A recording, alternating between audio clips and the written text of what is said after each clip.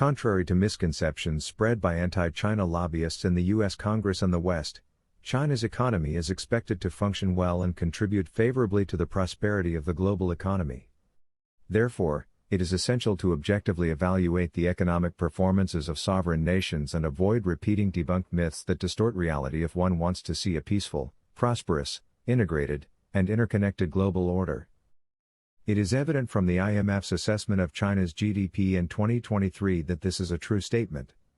The world community believes that China will continue to prosper economically. These evaluations also point to positive contributions to the world economy, where the possibility of achieving shared prosperity is advantageous to China and the rest of the world.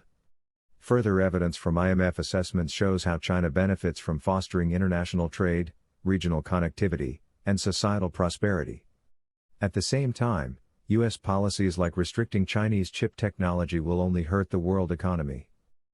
Furthermore, misconceptions and misunderstandings about how the Chinese economy hinders the expansion of the world economy have been dispelled. There is a clear commitment to opening up, as stated by Ministry of Foreign Affairs spokesperson Mao Ning, despite the presence of protectionism around the world and growing risks to the global economy as a result of factors like geopolitical tensions, international debts, restrictive economic policies, and skyrocketing energy prices as mentioned by the World Bank. However, according to official statements, China's $17 trillion economy will stabilize alongside changes to the policy to ensure that essential objectives are reached. Vice Premier Liu also pledged at the World Economic Forum in Davos to open up the domestic economy to advance shared global prosperity. In addition, there was a focus on encouraging foreign investment and highlighting how opening up as a fundamental state policy catalyzes change and advancement. Furthermore, China's growth is essential to stabilize the deteriorating global economy in 2023. The World Bank predicts that in 2023, economic growth will increase to 4.3% due to authorities' promises to increase aid in the wake of COVID. In addition, various governmental actions were taken to stabilize economic development, including mobilizing more funding for infrastructure construction and gradually liberalizing monetary policy. Both fueled strong growth in the manufacturing sector. For instance, industrial output increased by 3.6% year-over-year in 2022, while fixed asset investments increased by 5.1%. Despite internal challenges, the national economy kept growing, according to Zhang Yinsheng, head researcher at the China Center for International Economic Exchanges, since fresh successes were won in high-quality development. Contributions are equally noteworthy and complement IMF judgments at the multilateral level.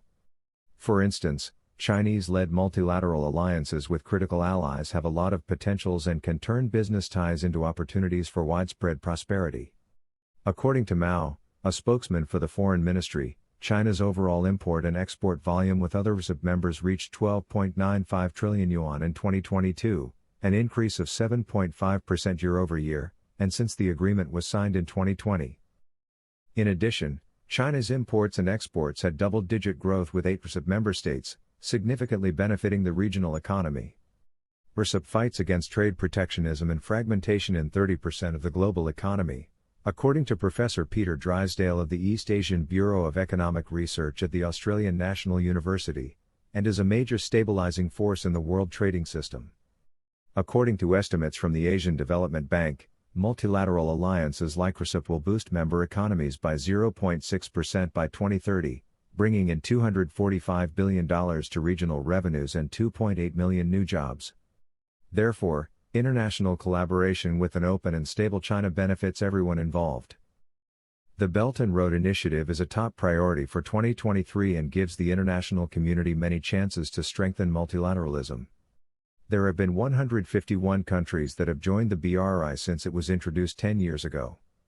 As it enters its 10th year of development, several notable successes, like the lucrative China-Europe freight train service, have forged relationships with the cities along its path through Eurasia and increased overall wealth by recreating the ancient Silk Route through innovation. To ensure that there is widespread prosperity, this is precisely what is required.